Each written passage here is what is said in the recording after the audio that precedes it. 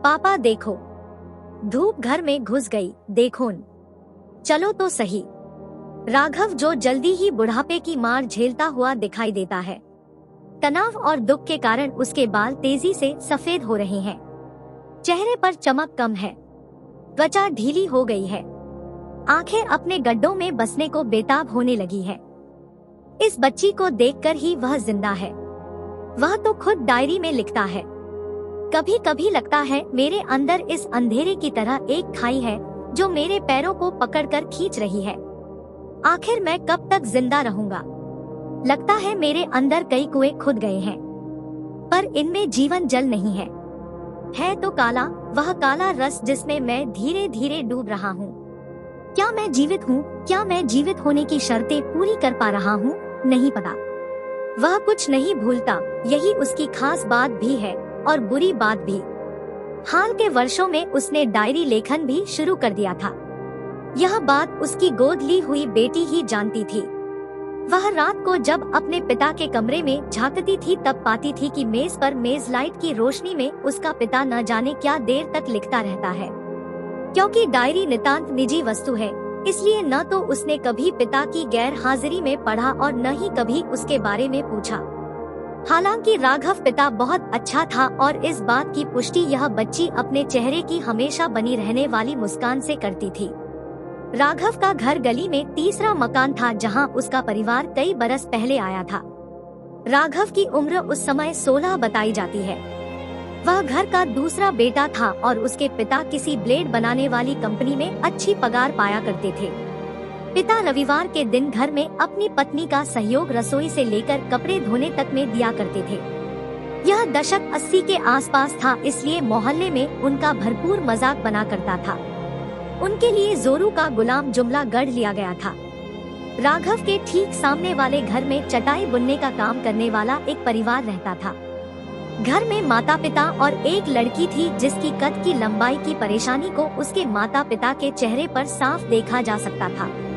माता पिता सर्दी हो या बरसात, किसी भी मौसम में सुबह 6 बजे उठकर बुनाई के काम में लग जाते थे, पर इस काम से वे अपनी लड़की को दूर रखा करते थे। उनका कहना था कि हम अधिक पढ़ लिख नहीं पाए, अब अगर अपनी लड़की को पढ़ा पाए तो इससे बेहतर और क्या बात होगी। रसना, जो उनकी बेटी का नाम था, वह पढ़ने लिखने में बहुत बेहतर थी। क्योंकि दोनों परिवारों का घर आमने सामने था, इसलिए संवाद होना मुनासिब था।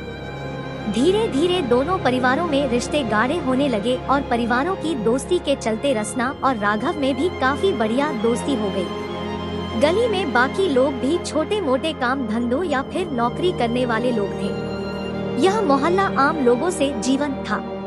रसना की सुंदरता में कोई कमी नहीं थी। उसका रंग धूप में सूखे हुए गेहूं की तरह चमकदार था और चेहरे की सुंदरता में होठों के पास का तिल 4 चंद लगा देता था। बाल उसके लंबे थे और वह अपना बहुत समय इन्हें दिया करती थी। रसना के घर में चटाई के शानदार छोटे छोटे नमूने सजाए गए थे। इकलौती संतान होने के चलते उसे अलग से एक छोटा कमरा हासिल था। उसकी मुस्कुराहट उसकी बातों से ज्यादा अच्छी लगा करती थी। उसका धीर पसंद स्वभाव मोहल्ले में सराहनीय था। लेकिन कुछ ऐसा लोग जरूर अपनी नजरों में उतार लाते हैं जिससे सामने वाले पर निशाना लगाया जाए। रसना का कद उसके व्यक्तित्व में एक की तरह कुरेदा गया। उसकी बाकी सारी खासियतों को धूल में मिला दिया गया और उम्र के बढ़ते और शादी न होने के चलते उसे उसके बेहद कम कद के लिए ताने दिए गए। रसना को घर में कभी इस बात का एहसास नहीं था कि उसका कद बेहद कम था, लेकिन स्कूल और कॉलेज या फिर आसपास मानो उसे कुरेद कुरेद कर लोग कहते, बौनी रसना, नाटी रसना, बित्ता भर की रसना, छुटकी रसना, बेचारी रसना, अजीब सी लगती है रसना, क्या होगा रसना का डॉट। कितना कुछ सुनती थी रसना। एक वक्त ऐसा आया कि उसे आदत लग गई इन सब बातों को सुनने की। पहले वह रो भी जाया करती थी, पर कुछ अरसा हुआ कि उसने रोना भी बंद कर दिया है। ऐसे में राघव ही था जो उसे कहता था, तू मेरी दोस्त है, मजबूत रह, नौकरी के पेपर दे, अपने पैरों पर खड़ी हो, तुझे क्या करना है इन सब बातों से। पर रसना जानती थी कि वह भी उसका मन रखने के लिए सब बातें करता है। कॉलेज में भी वह रसना को दूर से देख ले तो कन्नी काट लेता है। जानकर भी अनजान बन जाता है। घर का रास्ता एक है पर वह अलग ही आता है। क्या रसना नहीं जानती कि वह ऐसा क्यों करता है? रसना उम्मीद से अधिक समझदार है। वह सब जानती है, इसलिए अब वह खुद ही उसे देखकर अनजान बन जाती है। रसना उसे कब से चाहती थी, इस बात को राघव बहुत अच्छी तरह से जानता था, लेकिन वह तो अपने को स्मार्ट समझता है, इसलिए वह कम से कम एक बौनी लड़की से तो प्यार नहीं कर सकता। लोग क्या कहेंगे? रसना ने अपनी डायरियों में तमाम तरह के जज्बात लिखे थे। कई तो उसे खुद ही समझ नहीं आते या अजीब लगते थे। उसने एक रोज लिखा, राघव से उम्मीद नहीं है पर प्रेम से थी। सुना है प्रेम अंधा होता है, उसे कद की जरूरत नहीं होती। फिर क्या राघव को समझ नहीं आता? उसने एक रोज कैथरीन कुक्सन का लिखा उपन्यास कलर ब्लाइंड पढ़ा और वह बहुत प्रभावित हुई। उस एक संवाद से सबसे ज्यादा। ईश्वर तो रंग ही नहीं देख सकता, ईश्वर रंग के मामले में अंधा होता है। उसने कुछ देर सोचा और मध्यम रोशनी में डायरी में दर्ज किया, क्या ईश्वर कद के मामले में भी अंधा होता है? हाँ, होता तो जरूर होगा। वामन अवतार में जब वह आया तो क्या उसका भी ऐसा मजाक उड़ा था? खैर, भगवान अजीब है। क्या वह आसमान में सच में रहता है जो हमारी सुनता होगा? ऊपर से तो उसे सब कुछ बराबर ही दिखता होगा। क्या मैं भी दिखती हूँ? इतनी छोटी हूँ, क्या मैं दिखती होंगी? इस बीच राघव के परिवार और रसना के परिवार ने दोनों की शादी की बात सोची, जिसमें रसना की मां ने कहा कि एक बार राघव और रसना की रजामंदी भी जाननी चाहिए, पर राघव से पहले रसना ने मना कर दिया। वह राघव का इनकार नहीं सह सकती थी। राघव ने इस सब के चलते चैन की सांस ली। रसना ने इसके बाद राघव से लगभग दूर रहना शुरू कर दिया था। एक डायरी लेखन ही ऐसी जगह थी जहां वह उससे मिल लेती थी, बात कर लेती थी। इंसान की समानता की तमन्ना लेखन में कितनी समान हो जाती है। सभी लोगों के लिए लेखन सच्ची और वास्तविक डेमोक्रेसी जैसा स्पेस है। कम से कम रसना को तो यही लगता है, क्योंकि जब वह लिखती है तब वह बस एक लिखने वाली ही रहती है। जो भी शब्द दिलो दिमाग में तैरते हैं वह उन सब से घिर जाती है। कितना सुखकारी है लिखना। बंद कमरे में वह अपने दिन डायरी लेखन और पढ़ने में गुजारती थी। कुछ दिनों से उसे अजीबोगरीब एहसास और सपने आते थे। इसका जिक्र उसने किसी से नहीं किया। रात को सोने के समय उसने अपने आप को देखा कि छाती और गले के हिस्से में बॉल के समान एक गोला घूम रहा है। वह लगातार घूम रहा गोला सूरज के नवजात बच्चे सरीखा है। उसे लगा कि यह उसके अधिक सोचने और तनाव का नतीजा है, पर यह गोला लगातार घूमता रहा और घूमता रहा। उसने एक रोज हिम्मत करके अपनी माँ को यह बात बताई, पर माँ के लिए अब वह छाती के बोझ में तब्दील हो चुकी थी, सो माँ ने उसकी इस बात पर ध्यान नहीं दिया। अगले दिन रात में उसने लेखन से जुड़े कुछ ख्यालों को डायरी में उतारने के लिए कलम थामी। उसने लिखा, अधूरे प्रेम और टूटते तारे लेखन के लिए बहुत बढ़िया विषय है, कम से कम मेरे लिए तो है ही। पर जैसे ही उसने तारे के बारे में सोचा, वह रोशनी का गोला उसकी छाती में चक्कर काटने लगा। उसका गला सूख गया और वह पानी पीने दौड़ पड़ी, पर उसे राहत नहीं मिली। वह अधूरी चाहत और रोशनी के गोले में तड़पने लगी और सुबह कब हुई उसे मालूम नहीं चला। इस बीच राघव अपनी जिंदगी के जश्न में खो गया। उसने रसना से उसके कद से भी बड़ा फासला अख्तियार कर लिया। वह बेहद कम मिलता और रसना की आंखों से आंखें भी नहीं मिला पाता। उसके दोस्तों में जो कभी रसना का नाम भी आता तो वह गुस्से से उबल पड़ता। वह दिन ब दिन रसना के नाम से भी चिढ़ने लगा था। यहाँ तक कि उसने घर में घर बेचने की बात भी कह दी थी कि यह गली मोहल्ला उसके मानक पर उतर नहीं पाता, इसलिए उन्हें घर बेचकर कहीं और अच्छी कॉलोनी में चलना चाहिए। पिता खासे नाराज हुए और बोले, अपनी कमाई करो और जहाँ चाहे बस जाओ। माँ ने खांसी से जरा आराम पाते हुए कहा, जिंदगी भर घर बदलेंगे या कभी टिककर जिएंगे। थोड़ा थमकर वे फिर बोली, अभी भी वक्त नहीं गुजरा है, रसना के बारे में सोचो। जिंदगी नेकी और काबिलियत से अच्छी चलती है, रंगरूप की शाम ढल जाती है।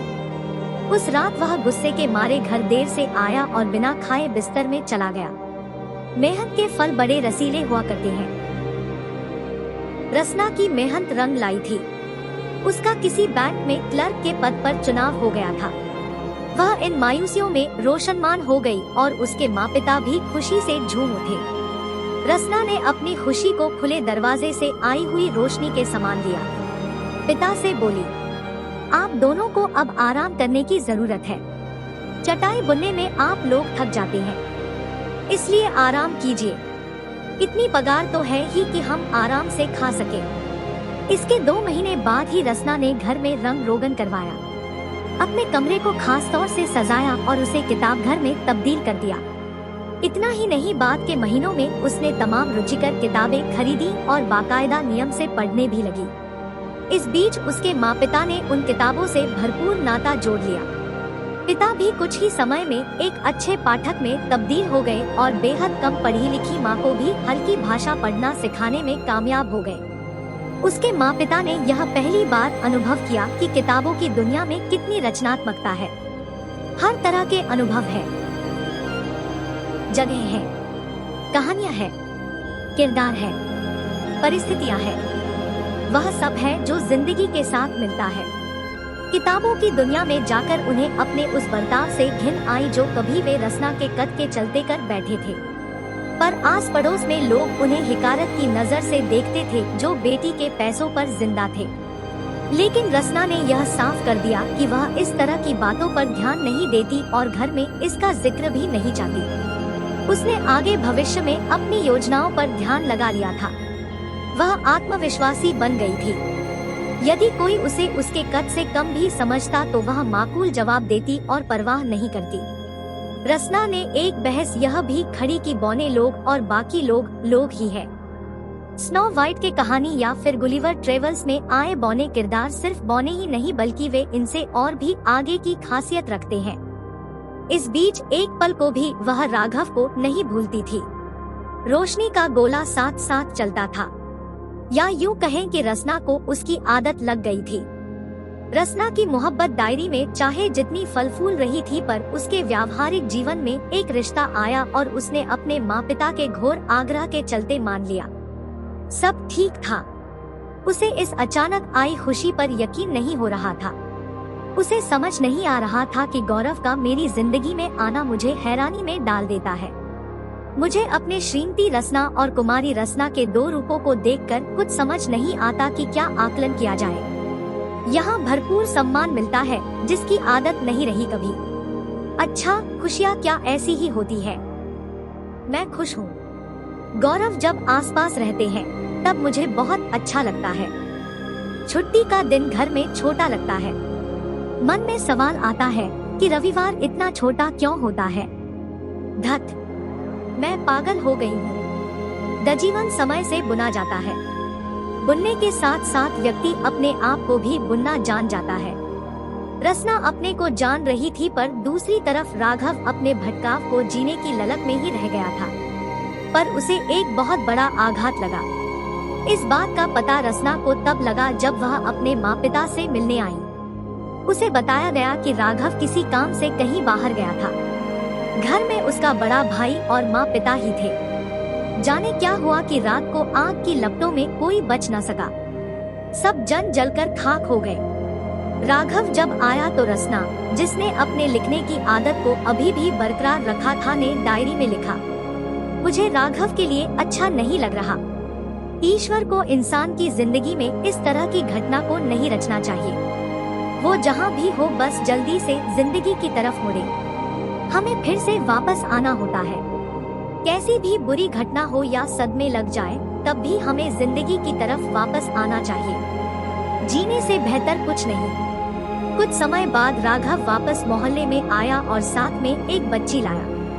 पड़ोस के लोगों से उसने अपनी बातचीत लगभग समाप्त कर दी थी। लोगों ने उस बच्ची के बारे में खुद से कई कयास लगाए और कुछ समय बाद चुप हो गए। अब कभी कभी सामने के घर में आने वाली रसना को चोरी चुपके देखता है। कुछ दिनों से रात में उसके गले और छाती के नजदीक एक रोशनी का गोला घूमता है। जब जब वह घूमता है उसे रसना बहुत याद आती है। कई घंटों वह तड़पता है और उठ नहीं पाता। कभी कभी उसे लगता है कि उसके बिस्तर के नीचे पानी इकट्ठा हुआ है और बहुत से तारे उस पानी में घुल रहे हैं। जीना तो उतना ही लंबा होता है जितना होता है, और मरने के बारे में सोचने से बुरा कुछ नहीं होता। वह होश खो बैठा, जाने कहाँ चला गया कोई नहीं जानता।